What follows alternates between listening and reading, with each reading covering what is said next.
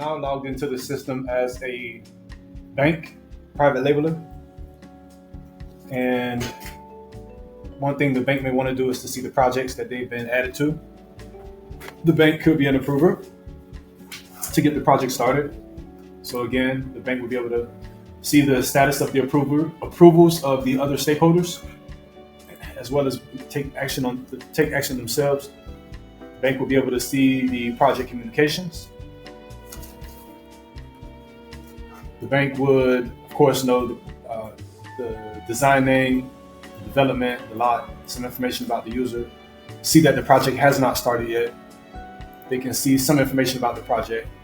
The bank will be able to see the appraisals that they've received for a specific project. They'll be able to see any inspections that they received. They'll be able to send secure messages to the homeowner or to any specific actor, stakeholder. They also can view the homeowner compliance, homeowner association tracker, the HOA tracker. Also, the bank could toggle to receive automated maintenance reminders. And the automated maintenance reminder feature is a feature that allows, once homes are built, tradesmen will say, hey, you need to replace your air filters in these rooms every 90 days, every 60 days, or you need to inspect your roof, once every 6 months or once a year. You need to do the window maintenance every, so on and so forth. So what this maintenance history allows the bank to know that this person who they gave this $550,000 loan to is actually keeping up with their property, right? That they're actually doing the things that they need to do as a responsible homeowner to keep the value of the property up. So this, the automated maintenance reminders would send alerts to the bank, allowing the bank to, again, initiate communication with the owner. Hey, why are you overdue a week on this window maintenance? What's going on? They'll be able to see the compliance status of the other maintenance tips given by the tradesmen when they were building the home and in maintaining the home, and they'll be able to also see the next scheduled date for that. In addition to that, the bank will be able to see the bill history.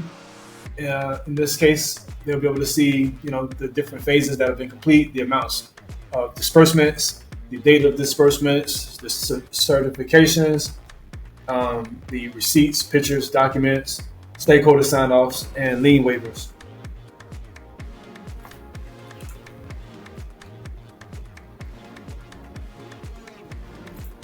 Banks also have access to the project document repository.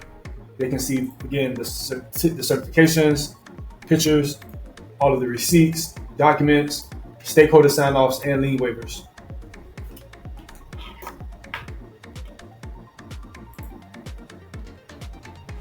The bank also has the disbursement manager. So here they can manage disbursements that they made. They see that they did a disbursement on this date for $90,000 for phase one. That was the expected amount, and that's what they submitted. They also could release this next disbursement.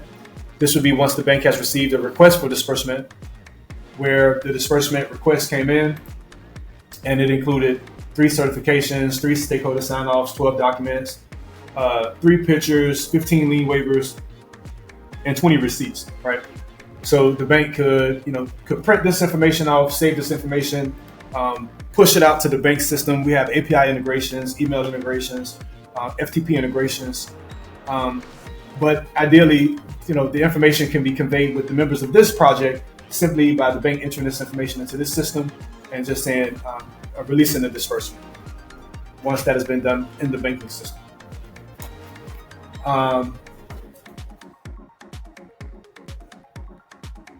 One other thing that the bank can do is loan configuration. The bank can determine and say, hey, when we're getting loans from customers or from property developers who are initiating loan requests through the platform, then this is the kind of information that we want. They could save that, and when a property developer or a homeowner were to initiate a property build loan, then this information would automatically be populated on forms